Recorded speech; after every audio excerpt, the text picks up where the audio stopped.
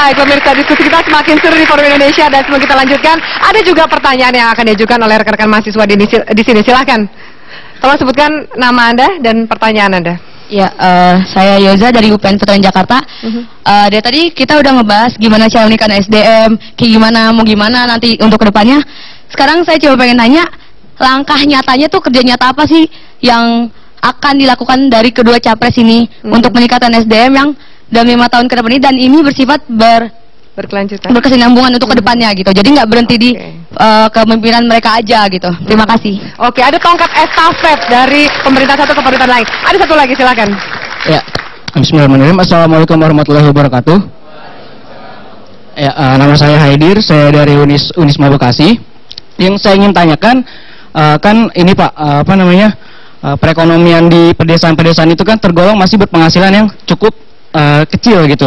Nah, itu bagaimana nantinya cara para calon kandidat presiden nanti yang terpilih itu memakmurkan perekonomian mereka gitu kan. Cuman yang udah-udah aja kan banyak yang hanya sekedar omong-omongan belaka gitu, belum terrealisasikan. Nah, seperti itu. Terima kasih. Sama ya, langkah nyatanya seperti apa dari kedua pertanyaan ini? Baik, Pak Nur, saya kasih kesempatan untuk Anda untuk menimpali yang tadi kita bahas dan juga menjawab. Silakan. Oke, terima kasih. Dari Mbak Afiliani maupun Pak Iksan, ini menarik karena pertama dalam Mbak Afiliani mengenai SDM ya, yang rendah, terutama di sektor pertanian. Kemudian nilai tambah itu nanti masuk pada hilirisasi pada sektor perkebunan. Pak Iksan juga mengatakan mengenai ekonomi terjajah, pangan, kemudian keuangan. Nah, sebetulnya kalau kita lihat dari seluruh persoalan itu, kita mulai yang pertama itu dari pangan. Kenapa sih pangan? Kita semua ribut. 100.000 hektar selalu terkonversi. Alih profesi dari kurang lebih 5 juta petani ke profesi lain. Ternyata kunci pokoknya itu adalah usaha tani pangan itu sangat rendah. Saya hitung, itu satu petani kalau dapat 5 ton gabah kering panen, dia hanya berpenghasilan cuma 1 juta. Berarti masuk kategori miskin. Ya. Nah, di sini perlu ada pemerintah turun tangan. Saya membuat satu simulasi kalau nanti Prabowo Hatta akan menang, bahwa kita akan membeli gabah petani itu menjadi 5.000 dari 3.500. Ada tambahan 1.500. Itu akan meningkatkan pendapatan dari 1 juta menjadi 3.450.000. Artinya apa? Mereka sudah lebih dari 2 juta. Mereka kena PKP. Nanti ini tax rasionya ini akan naik. Ya. Tambah lagi kurang lebih 13 juta, kurang lebih, jadi kita akan menjadi 17.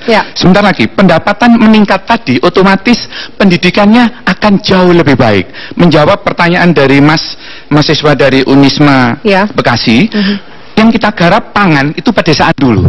Kemudian yang menarik energi satu lagi, selama ini kita tidak sadar bahwa listrik kita itu subsidinya sangat besar, karena harga pokok kita kurang lebih mendekati 1.000, kita jual juga, kalau berbasis diesel harga pokok kita 4.000-an dan hampir 90% PLN itu 1.000, kita masih punya sumber energi yang murah, batu bara. Batu bara itu kita kurang lebih Rp650 per kilowatt. Dan sekarang pemerintah mau naikkan ke 1.100, itu setengah mati. Nah, kalau kita punya batu bara jauh lebih murah. Di samping itu juga kita harus mulai menerapkan energi terbaru melalui biodiesel atau solar green ya. Baik. Mas Arif, bagaimana tanggapan Anda? Bagaimana menjawab pertanyaan-pertanyaan ini? Terima kasih. Ini pertanyaan bagus tadi dari Yoza dan Haidir. Langkah nyata apa dalam kerangka memperkuat sumber daya manusia kita? Di DKI itu pada saat ini SD, SMP sampai dengan SMA yang sekolahnya adalah sekolah milik pemerintah itu bebas pungutan. Bukan hanya gratis tapi bebas pungutan. Kita berpindah sedikit, tetangga dari DKI, Jawa Barat, itu SMA itu masih bayar. SMP walaupun sudah ada wajib belajar 9 tahun masih ada pungutan.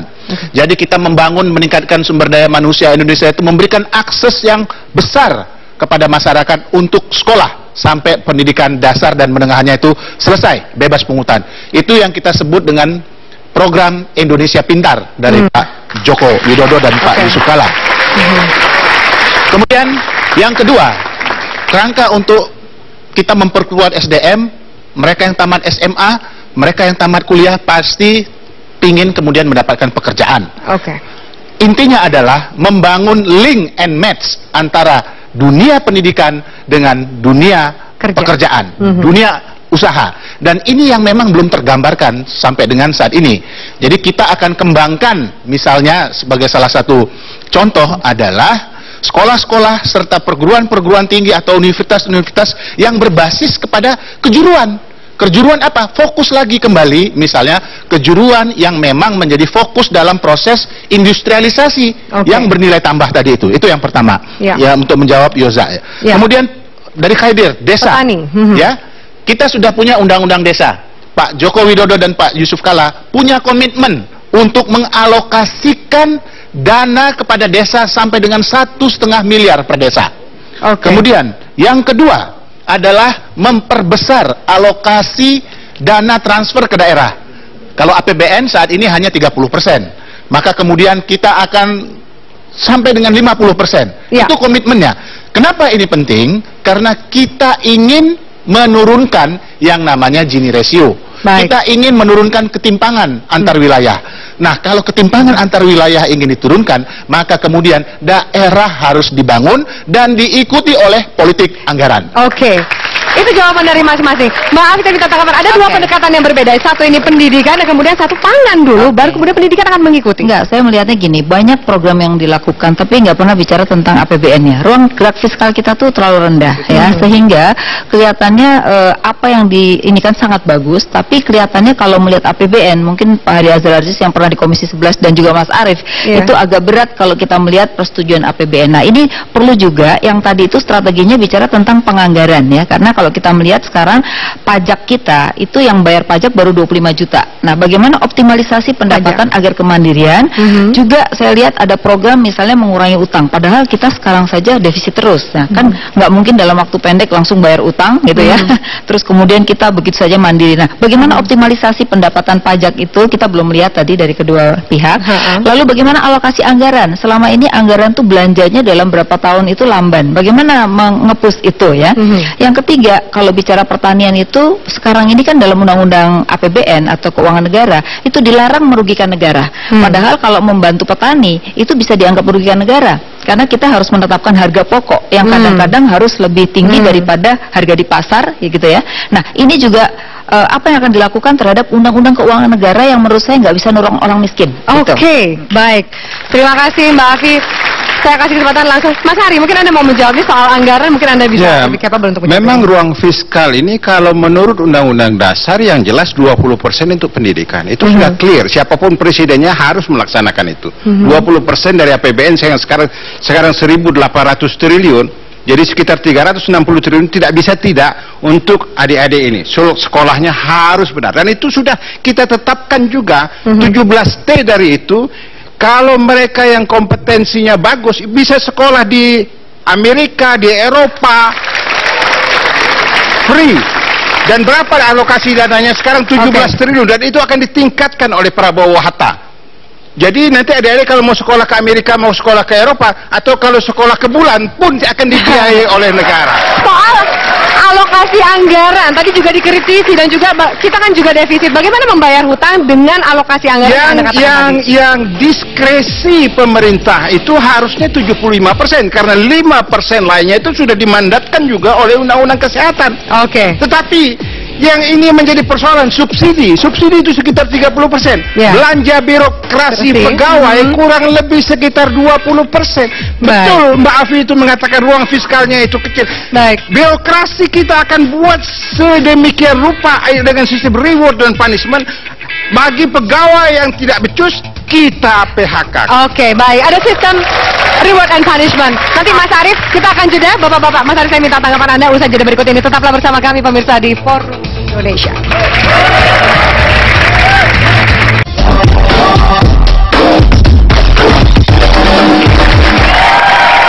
Baik, kita akan dengarkan bagaimana tanggapan dari kubu Jokowi JK. Mas Arief, silahkan. Pendidikan. Saya rasa yang akan dilakukan oleh Pak Joko Widodo dan Pak Yusuf Kalla adalah melakukan peningkatan kualitas pendidikan di Indonesia. Kedepan universitas-universitas di Indonesia, misalnya sebagai contoh, akan menjadi universitas-universitas kelas dunia, sehingga lulusan Universitas Indonesia, lulusan dari Bogor, lulusan dari Gajah Mada, sama kelasnya dengan lulusan dari Harvard. Inilah yang disebut dengan kedaulatan bangsa. Ya. Yang kedua, mengenai ruang fiskal. Kita yang selama ini, sebenarnya ruang fiskal kita itu kalau kita ingin melakukan proses efisiensi, maka kemudian ada gerak yang lebih leluasa. Buktinya, ketika Presiden pada saat ini mengatakan kita harus hemat 100 triliun. Ternyata bisa itu dilakukan oleh kementerian lembaga melalui mekanisme belanja barang dan seterusnya. Tapi kemudian hemat 100 triliun ini dipergunakan untuk apa persoalannya? Kan kemudian itu, artinya apa? Efektivitas belanja itu kemudian menjadi penting. Selama ini kita itu belanja besar tapi boros, nggak jelas ditujukan untuk apa. Ada yang disebut dengan belanja barang. Jadi efektivitas belanja sesuai dengan basis kinerja itu menurut pandangan kami adalah satu keharusan yang harus dilakukan. Pak Joko Widodo dan Pak Yusuf Kala punya komitmen setiap belanja yang terkait dengan pengeluaran negara harus dikaitkan dengan kinerja. Utamanya misalnya peningkatan kesejahteraan rakyat. Utamanya lagi yang paling kecil, yang paling mikro adalah ada nggak kesempatan kerja yang tercipta dari setiap anggaran yang dikeluarkan oleh negara. Baik, Mas Ihsan, saya juga sekalian, kita sudah segmen terakhir, minta tanggapan Anda. Dan dari jawaban-jawaban yang diberikan. Ya. Oke, jadi kalau kita melihat tadi ruang gerak fiskal memang sangat terbatas. Justru yang saya nggak melihat bagaimana memperbaiki kelembagaan atau institusi, karena banyak institusi baik secara aturan, undang-undang maupun institusi secara kelembagaan itu yang perlu direformasi. Misalnya, bagaimana kalau gaji naik terus, tapi undang-undang devisa bebas nggak pernah diperbaiki, maka masyarakat naik pendapatan tidak seimbang dengan kenaikan inflasi. Itu yang pertama. Lalu membereskan persoalan daya saing itu harus ada prioritas. Ya, Jepang, Korea itu hanya ngambil 3-4 produksi tapi 70% ekspor. Nah, kita nggak perlu banyak-banyak, ngambil 4-5 tapi skalanya internasional sehingga bisa mengurangi defisit yang akibatnya nilai tukar rupiah kita diperbaiki. Jadi menurut saya ada undang-undang di tahun 2003 ya, itu yang harus direvisi karena itu yang membuat liberalisasi itu melebihi dari negara-negara yang liberal. Oke. Undang-undang devisa bebas, undang-undang keuangan negara, saya rasa perlu direformasi. Oke, catatan Anda dari jawaban dan juga pemaparan para narasumber? Untuk konteks energi, konversi itu butuh waktu. Menggunakan batu bara itu kan butuh waktu sekitar 2 tahun. Untuk punya. Dua-duanya punya konsep yang sama untuk elektrifikasi 100%. Jadi kalau ini terus terang, kalau kita baca baik-baik, dua-duanya punya konsep yang sama. Menghendaki elektrifikasi di akhir 2019 itu 100%. Perbedaan dasarnya adalah penggunaan energi primernya. Kalau ini konsep batu bara, ini konsepnya gas. Nah, itu artinya untuk bicara elektrifikasi butuh waktu 2 tahun karena membangun power plant itu sendiri butuh waktu 2 tahun. Dan juga kesiapan masyarakatnya. Masyarakat nggak masalah, tapi yang menjadi menarik adalah ketika tadi dipersoalkan pada soal subsidi listrik. Padahal kalau kita lihat negara yang berhasil masuk ke dalam persaingan dengan baik, itu listriknya memang sebagian besar masih tetap dalam posisi disubsidi. Masih tetap di-endorse oleh namanya pemerintah, sehingga harga akhir dari produknya menjadi lebih baik, punya daya saing yang bagus, karena energinya juga tidak terlampau mahal posisinya. Nah, kalau kemudian bicaranya masih berpikir subsidi dicabut pada posisi listrik, nanti dulu harus dilihat dulu pilah-pilah wilayah mana yang mesti dicabut, wilayah mana yang enggak. Harus tegas itu tuh. Yang kedua, ketika masuk ke dalam konsep, saya tadi lupa menyebut tentang renegosiasi kontrak. Renegosiasi kontrak, saya ingat betul bagaimana duta besar dan wakil duta besar sebuah negara adidaya itu menolak untuk renegosiasi kontrak. Nah, renegosiasi kontrak itu mencakup 3 hal. Waktunya, bagi hasilnya, dan luasnya. Hingga hari ini begitu sulit dilakukan. Ketika masuk bicara nasionalisasi, ketabrak dengan Undang-Undang 2507 yang mensyaratkan 3 hal. Pertama, harga harus internasional, international price. Yang kedua, penilainya itu juga yang harus internasional. Kalau dispute 1 dan 2, Anda mesti pergi yang namanya ke badan arbitrase. Dalam sejarah Indonesia masuk ke badan arbitrase internasional, hanya 1 yang menang, selebihnya kalah. Oke, baik. Silakan dijawab. Saya beri Anda waktu 1 menit dan saya akan lempar 1 menit yang sama untuk Mas Arief. Silakan. Oke, terima kasih. Menarik sekali. Tadi saya ingin sedikit tanggapi bahwa mengenai kontrak tadi sesuai dengan harga internasional. Saat ini untuk gas blok tangguh kita termasuk terzolimi karena selama ini kita dapat harga yang murah, kita minta harga internasional tidak bisa. Padahal kontrak itu 20 tahun ya, 20 tahun, sehingga kita rugi yang sangat besar. Kita harga kurang lebih 3 sampai berapa dolar, ya. Padahal di harga internasional sudah di atas 10 dolar. Dan ini ditandatangani mulai tahun 2001, sehingga pelaksanaannya 2009 sampai 2029. Gas kita akan rugi di situ. Jadi ini harus dilakukan renegosiasi melalui kontrak internasional tadi. Tentu kita harus menang untuk itu. Ya. Kemudian mengenai satu lagi nih yang menarik, subsidi BBM. Ya, subsidi BBM itu hampir sudah 225 triliun, di mana 52% dipakai mobil plat hitam, 40% sepeda motor, 3% mobil taksi, 4% angkutan barang. Yang 52% ini orang kaya.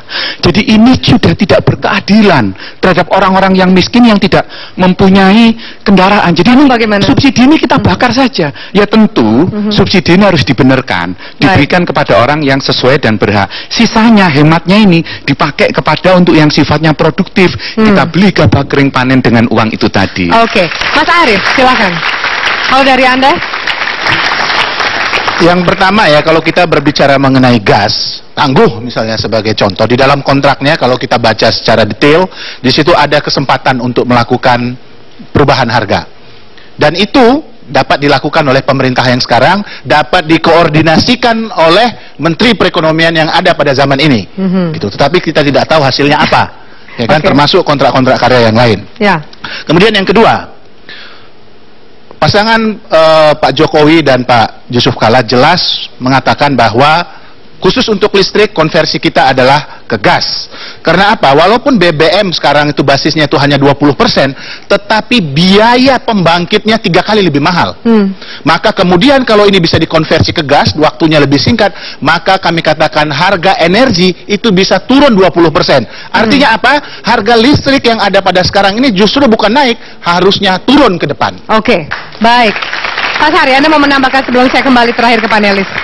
Ya, tadi disebut tentang inflasi. Inflasi ini sebenarnya kalau menurut undang-undang tugas Bank Indonesia, tidak ada kaitannya dengan Presiden. Tapi Gubernur Bank Indonesia itu diusulkan oleh Presiden. Nah, di sisi supply-nya itu ada tugas dari kementerian. Baik. Jadi seperti misalnya naiknya harga cabai, naiknya harga daging dan sebagainya. Siapa menteri-menteri di situ? Itu tadi kita gunakan pola reward dan punishment. Termasuk di kementerian. Kalau harga cabai naik, maka Menteri Pertanian itu harus dijewer. Oke. Kita janji, benar ya Pak?